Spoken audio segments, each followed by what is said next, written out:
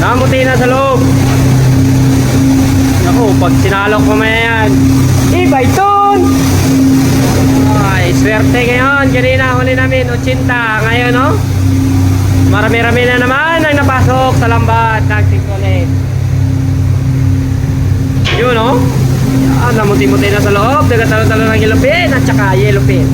Yellowfin at saka yellowfin. Meron niyang tulingan na malalaki rin.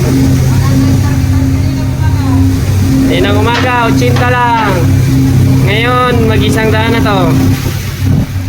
Lapit na yung wangto. Pasarado na yung lambat.